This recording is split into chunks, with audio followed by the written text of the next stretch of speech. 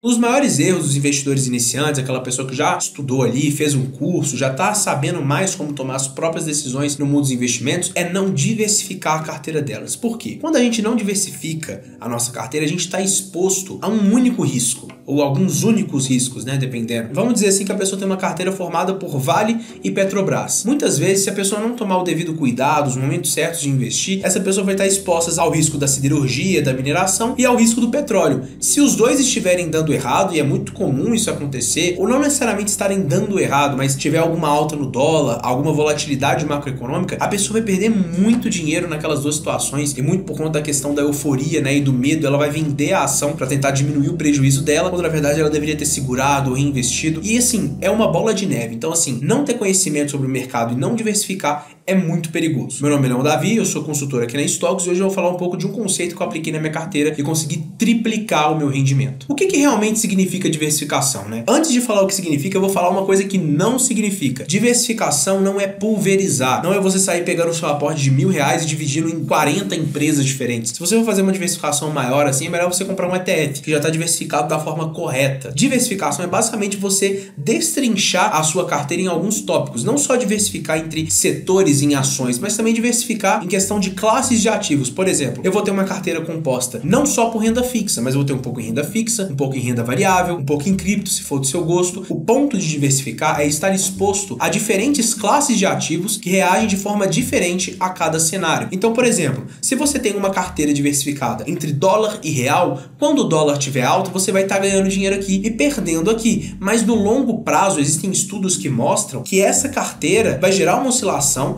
mas no longo prazo, a gente pode olhar até pelas rentabilidades das carteiras da Stocks, né, dos clientes daqui, a gente pode ver que no longo prazo é muito vantajoso ter essa correlação negativa, que eu vou explicar um pouco mais no final do vídeo sobre o que é, entre os seus ativos. Então, basicamente cuidado para não pulverizar, né, achando que está diversificando, comprando ali diversas ações, diversas classes de ativos, comprar renda fixa, ação, debênture, coin, não é isso. E cuidado também para não comprar muitos setores diferentes de uma vez. Assim, tudo tem que ser pensado, você vai entender um pouco mais ao longo do vídeo. A correlação negativa que eu falei que ia falar para vocês, basicamente é o seguinte: a gente da Stocks teve um evento, né, o BTG Summit, e um gestor de fundo muito famoso, ele falou o seguinte: se você tem uma carteira onde todos os ativos estão aumentando ou diminuindo, você está investindo errado. Por quê? A correlação negativa, ela explica muito isso. Então, basicamente, é você ter ativos que quando um sobe, o outro cai. Quando um cai, o outro sobe. Porém, essas quedas costumam ser pequenas. Então, assim, enquanto você tem um ativo que está subindo muito, pode ser, nem é sempre, tá? Pode ser que o ativo X aqui caia um pouco. Só que no longo prazo eles vão se balanceando. Então, por exemplo, subiu um pouco o ativo aqui, caiu um pouco aqui. Mas esse vai compensar, caiu um pouco aqui. Esse aqui sobe, caiu um pouco aqui. E por aí vai. Até que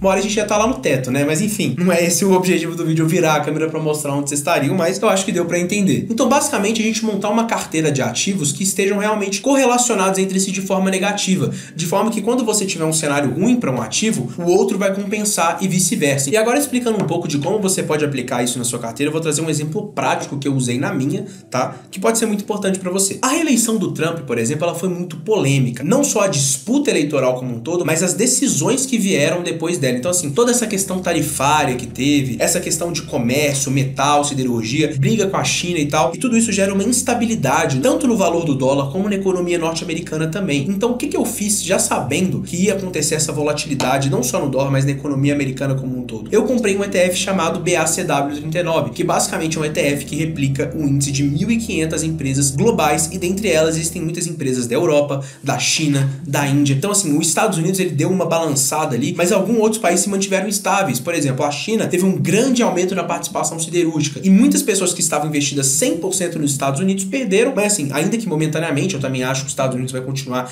dominante por muito tempo, mas elas perderam momentaneamente enquanto eu consegui segurar um pouco dessa queda na minha carteira. Então repara que um caiu e o outro subiu, mas no longo prazo todas elas vão se compensar. Aqui vai ter uma hora que a China vai ficar enfraquecida e os Estados Unidos vai avançar um pouco economicamente mais, porém a China vai cair um pouco, porque é muito embasada, tudo muito fundamentado, muita operação gigante por trás, e aí a gente vai criando essa correlação negativa e os nossos ativos vão crescendo exponencialmente e um ajudando o outro a crescer quase. Você entende que o fato de um cair permite que o outro avance, mas ao mesmo tempo é uma queda que não é muito brusca, então eles vão se recuperando e ao longo prazo é muito vantajoso vantajoso para mim. E quando eu falo que eu tripliquei quando eu comecei a diversificar, eu lembro que, se não me engano, foi em 2022 que eu investia de forma muito única. Então eu tinha algumas empresas de setores até mesmo iguais, assim, e ia confiando, até que o momento teve uma queda nesse setor e eu perdi muito dinheiro. E depois disso, comparando a rentabilidade, eu comecei a aplicar uma diversificação. Eu particularmente uso ETFs, eu consegui diversificar, falando em classes de ativos, né? E no longo prazo, se eu comparar a rentabilidade de uma carteira que eu poderia ter tido, vamos dizer assim, de 2020 até o final de 2022, eu teria triplicado os meus rendimentos. E isso vai aumentando, assim, não é só triplicar, é quadruplicar, quintuplicar esses investimentos no longo prazo. Então, realmente, vale muito a pena apostar nessa estratégia. E uma dica para você que quer fazer uma carteira diversificada e não quer ficar analisando todos os setores, todas as ações, porque tem que ter um estudo por trás, é só você usar ETFs, que inclusive é uma metodologia